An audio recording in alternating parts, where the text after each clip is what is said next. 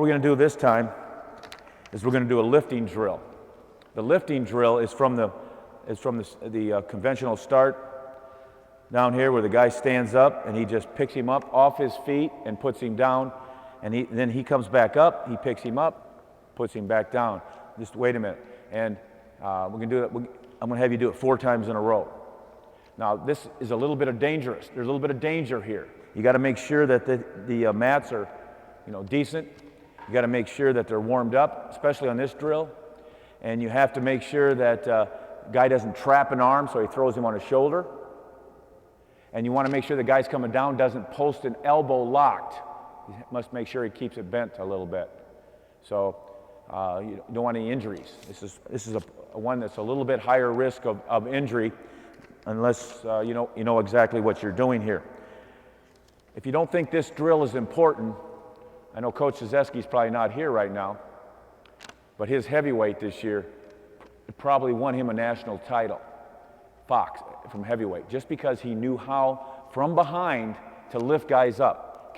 It came down a lot in heavyweights where they come down to, in college, most riding time decides if nobody scores or nobody's really winning in the overtimes. Riding time will be a determination. And he just was able to ride because every time people get to their feet, which they usually can, he could pick the guy up no matter how big he was and put him back down. Then the guy would come back up if he could get back up. And a lot of times in the process of taking him down, he was out of position. He was able to get some riding time, and he kept people from escaping. Another guy that could really do it well was Bill Zadig. He did it very well in college for me. Another guy, I think one of the Gibbons boys, I saw him in a state championship match, probably lift a guy up 6, 7, 8, 9, 10 times in a row until the guy kind of broke a little bit. But it also opens up a lot of control situations. Okay, here we go. I got talking there too much. He's going to stand up. You're just going to pick him up and return him to the mat. Boom, come up with your hips. Right back down. He comes right back up, pick him up, put him back down. Comes right back up, pick him up. Keep it going. Let's do it 6 times here. Pick him up.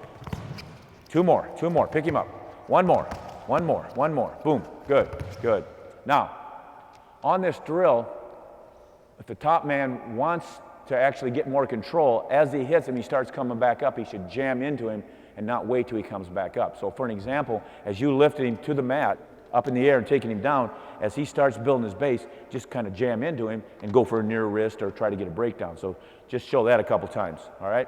So he doesn't come back up. Okay, so as he comes up, you pick him up. As he comes up and he starts to build him, just jam into him just like that. That will help eliminate him coming back up. But at the same time, the drill for both guys, go ahead, you do it a couple times.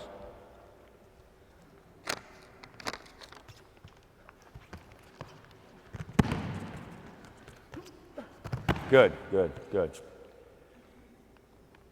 I tell you, there's an art in lifting somebody, and if you don't have them do it, they just don't know how to do it because people hook legs and they learn how to do a lot of things that keep you from actually lifting that guy. But if you know how to do it, you just come right in and attack, hip in, coming in.